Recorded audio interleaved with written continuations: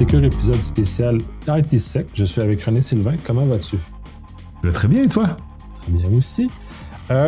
Justement, c'est spécial ITsec. Ça fait 4 ans que tu t'impliques. C'est un événement qui commence à prendre de l'ampleur, commence à prendre une place importante sur le marché québécois en termes d'offres de contenu.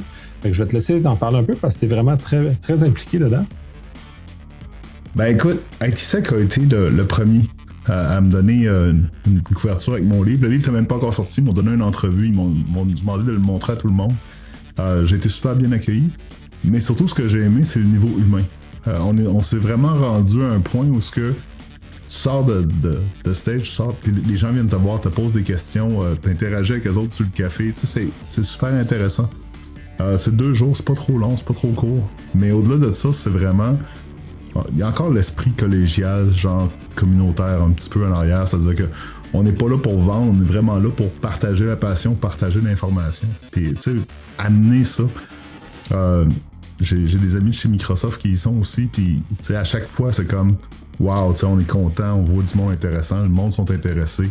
Fait que, tu sais, c'est autre chose que les shows de vente qu'on fait d'habitude. Ouais, c'est important, ça, de sortir des shows de vente parce que, a priori, ça donne un peu cette impression-là, mais en même temps, la qualité du contenu, puis à chaque année, c'est tout à fait impressionnant. J'ai pas fait mon baptême cette année, là, je m'éoccupe pas. J'ai très hâte de présenter également. Merci de m'avoir invité. Mais justement, toute l'importance de cet événement-là, puis justement de mieux le comprendre. Écoute, comment je pourrais dire ça?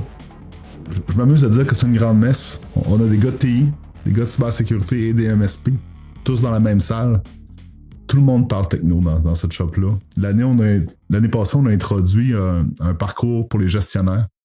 Parce que justement, après avoir fait l'entrevue pour mon livre, les gens venaient me voir, puis ils disaient « Ah, j'aurais tellement voulu que mon boss entende ça. » Je me suis dit « OK. » Fait que de là, l'année suivante, je me suis impliqué un peu plus avec l'équipe sur le premier comité. Je disais « OK, on va faire un BYOB, Bring Your Own Boss. » Fait qu'on a fait une promo là-dessus. Ça a bien marché. Fait qu'on a eu un premier parcours gestionnaire l'année passée. Fait qu'on continue cette année. Mais surtout, c'est de voir comment tout le monde est là pour avoir du fun. Là. Dans le sens où la première journée, c'est une journée formation. Il y a un capture de flag en soirée. Tout le monde, on a un souper avec un humoriste entre les 2 jours. C'est convivial, mais c'est hyper techno. Fait que tout le monde est excité, tout le monde est allumé par la techno. Cette année, on a choisi de faire un thème qu'on n'avait pas habituellement. On a pris comme thème l'IA qui protège nos mondes numériques. Donc, on est vraiment dans le thème de l'heure. Oui, il y a l'IA qui peut nous endommager, mais il y a aussi l'IA qui peut nous protéger. Fait qu'on a entre autres Anne Nguyen qui vient nous parler d'IA en ouverture. Fait que je suis assez certain qu'elle va souffler tout le monde. Mais je veux dire, ça va amener toute une autre optique. Ça va être super intéressant.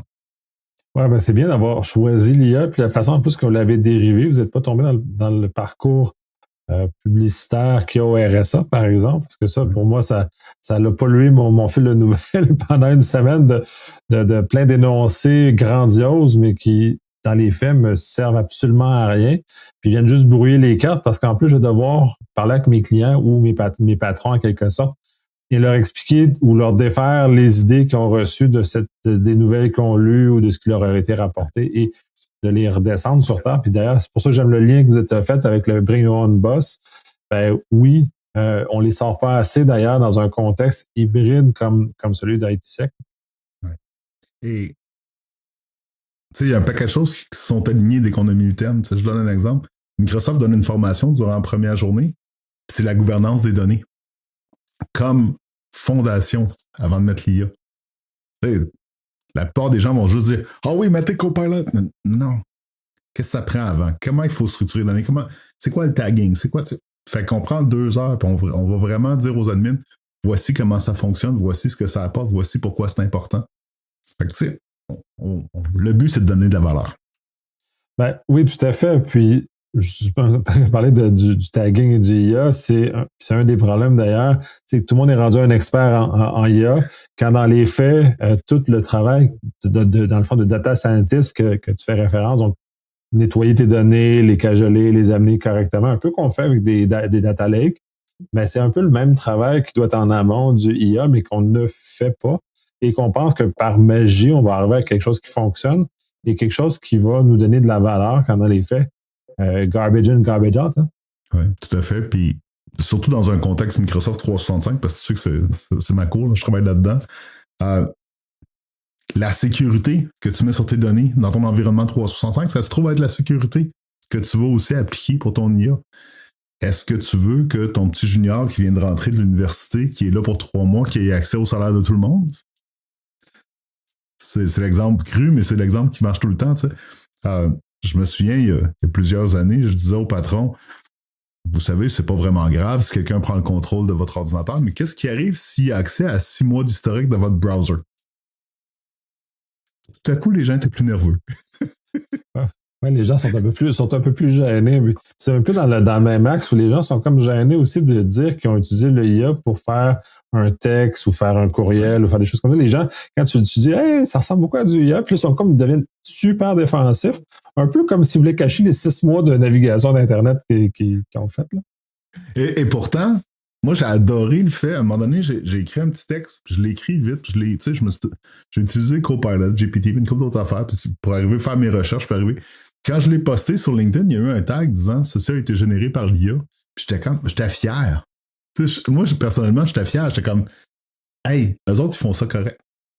C'est pas des fake news. Ce que j'ai écrit, c'est vrai. J'ai mis les sources en bas toutes, mais c'est marqué généré par l'IA. T'sais? Fait que oui, c'est moi qui l'ai fait. Je l'ai fait avec l'IA, mais c'est écrit. Il y a un filigrane qui dit clac. Fait que ça, pour moi, c'est une bonne utilisation de l'IA. Maintenant, on parlera pas de mon ado qui a essayé de passer un devoir après n'avoir jamais lu le livre, mais ouais, ça c'est plus drôle, mais aussi, mes enfants sont un peu plus grands que ça. Là. Ouais. Mais puis ils ont un peu plus peur aussi parce que les autres, c'est au cégep université, c'est expulsion automatique. Là. Donc ouais, ça pardonne pas, tu prends pas de chance pour perdre. Mais en secondaire 3-4, on va essayer. On va passer un. Sa prof le regardait et dit t'as pas ce niveau-là d'écriture, essaye pas. Ah, c'est tellement facile à déceler en plus que les gens qui l'utilisent. Et ça, c'est d'autant plus drôle, surtout chez les adolescents, parce qu'eux n'ont jamais appris à écrire. Là, ils pensent qu'ils vont être capables des coureurs de fond avant même d'avoir commencé à marcher. Là, c'est pas super crédible. Là. Mais c'est rigolo. Mais ceci étant dit, il reste comme 9 jours avant l'événement. Pas que je crois qu'on va ramener 5000 personnes à Saint-Hyacinthe. De toute façon, il y a juste de la place pour 500. Mais, ceci étant dit, il reste encore quelques bons billets. Je pense même qu'il reste encore une place partenaire qui n'a pas été remplie. Si jamais il y a des gens qui sont intéressés à participer comme partenaire, trouvez-moi, textez-moi, ça me fera plaisir, je vais vous aider. Puis je vais vous rediriger là-dedans. Là, oui, puis justement, la valeur pour ces personnes-là, parce que là, on a un peu ri de nos choses, mais la valeur que ça va apporter, au-delà du fait que tu amènes ton boss, qu'il y a des gens techniques, qu'on est dans notre bassin, c'est quoi, qu'est-ce qu'on va aller chercher de supplémentaire, puis qu'est-ce qui va faire que, genre, une petite poussée pour y aller. Pour les gens qui sont un peu, il doit y en avoir plusieurs qui sont incertains, genre, je suis pas sûr d'y aller. Je pense que la chose, moi, personnellement, je vais y aller personnellement, je ne veux pas parler de personne. Là. Moi, ce qui me nourrit, c'est les autres points de vue. Puis d'avoir ce bassin-là d'experts et de points de vue qui rentrent, je veux dire, il y en a certains avec qui je m'obstine allègrement sur le stage. Je pense à Francis Coates, avec qui on a eu une couple de points de vue différents au fil des années. Je l'adore en passant, il n'y a pas de chicane là. Mais mon point, c'est il y a des choses que je dis qui le fait avancer, il y a des choses que lui dit qui me fait avancer. Puis je pense que c'est comme ça qu'on avance. Fait que ça, fois 500, fois 50 conférences, ça nous permet de sortir de là après 2 ou 3 jours. Non seulement on a appris quelque chose, mais en plus, on avance. On revient dans notre environnement, puis là, on voit ah oui, c'est vrai, il y avait telle chose. Là, tu vas lire sur le sujet un peu plus, tu comprends mieux. Tu es capable de dire que avec Defender for Cloud, on peut protéger les prompts IA, on peut enlever les données personnelles. Tu le saurais pas sinon. T'sais. Fait que tu sais, d'avoir cette dynamique-là, d'être capable de rencontrer ces gens-là, voir les conférences, bon, un show d'humoriste en chemin, ça fait pas de mal non plus, ça remonte le moral, mais ça vient nous sortir de la bulle négative qu'on voit partout à la télé et aux nouvelles ces jours-ci. Ça nous remet vraiment dans notre passion qui est la technologie. Oui, notamment. Puis l'effet communautaire est très intéressant. Puis je parlais pour ma paroisse aussi. Mon propre événement dans lequel tu es venu présenter, c'est justement un objectif de même nature, la communauté, les échanges, les conversations fortuites qui nous mènent à aller ailleurs, à réfléchir à d'autres choses, à voir d'autres points de vue qui justement viennent enrichir chacun. Puis si tout le monde peut enrichir comme ça tranquillement, on va améliorer ça, notre monde fois 1000. Oui, exactement. Puis à ça, oui. J'irais dans le même sens que on était ensemble à Secure, je l'ai beaucoup apprécié aussi. Puis je m'attendais à recevoir des tomates parce que j'ai amené un sujet qui était controversé. Finalement, ça a été super bien reçu, les gens ont participé, les gens ont eu de l'intérêt, même des membres du gouvernement se sont levés et ont posé des questions super pertinentes. Je veux dire, tu t'attends pas nécessairement à ça. Tu fais l'étape, tu t'exposes, tu amènes un sujet qui est controversé ou tu amènes un sujet qui est autre. Puis là, tu vois comment les gens réagissent, tu vois comment les gens interagissent. Il m'est arrivé des fois d'avoir des gens de même qui voulaient absolument rien savoir, mais à l'opposé, quand tu es dans des événements plus communautaires comme ça, tu te retrouves avec des gens qui sont dedans, qui sont dans les tranchées, qui ont les mains dedans, qui ont aussi à cœur la sécurité de leurs clients et en même temps, qui ont peur des fois de par certaines décisions qui sont prises, qui ne sont pas nécessairement éclairées. Tout à fait. Puis j'aimerais ça que tu clarifies sur les faces, parce qu'il y a plusieurs tracks, une track principale, des choses comme ça, juste pour qu'on ait une bonne idée de la façon que les contenus sont séparés. Puis je l'ai vu un peu, mais comme néophyte, c'est pas tout à fait clair pour moi. En fait, il y a 4 tracks. Au total, c'est pas vraiment compliqué. Il y a une track TI pure, il y a une track cyber, il y a une track MSP. Donc vraiment pour les fournisseurs de services. Donc ceux qui gèrent des environnements multi-clients, qui essaient de normaliser ce monde qui est un peu le Far West des fois. Et ensuite, il y a le parcours gestionnaire. Donc, le parcours gestionnaire qui, lui, est horizontal, si on veut. Ça peut être un gestionnaire en TI, en cyber ou en MSP, mais l'idée, c'est d'avoir cette traduction-là des technologies ou des grands concepts en mode affaires, peut-être qu'il y a d'en discuter en mode affaires.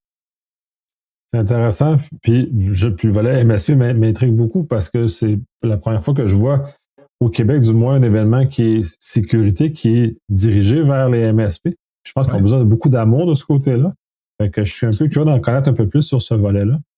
Tout à fait. Et je te dirais que la beauté de la chose, faut remonter un petit peu à la genèse de l'événement. La genèse de l'événement, c'est un événement qui a été créé par Devolution. Devolution qui fournit des outils à la majorité des MSP. Donc, c'était de les amener puis d'être capable de leur fournir des outils puis de leur fournir des discussions avec les différents vendors. Donc, vraiment, c'est de venir pour eux aussi apporter de la valeur. Comment est-ce que tu gères ça pour tant d'utilisateurs? Comment est-ce que tu gères ça dans un environnement où tu as plusieurs locataires Microsoft 365, etc. Donc, vraiment d'amener cette valeur-là, tant d'un point de vue formation que d'un point de vue conférence, mais aussi de leur permettre aussi de venir discuter avec les admins TI, de venir discuter avec les admins cyber et d'avoir cette augmentation de valeur-là. De compléter l'ensemble, compléter le cercle, c'est le cercle vertueux.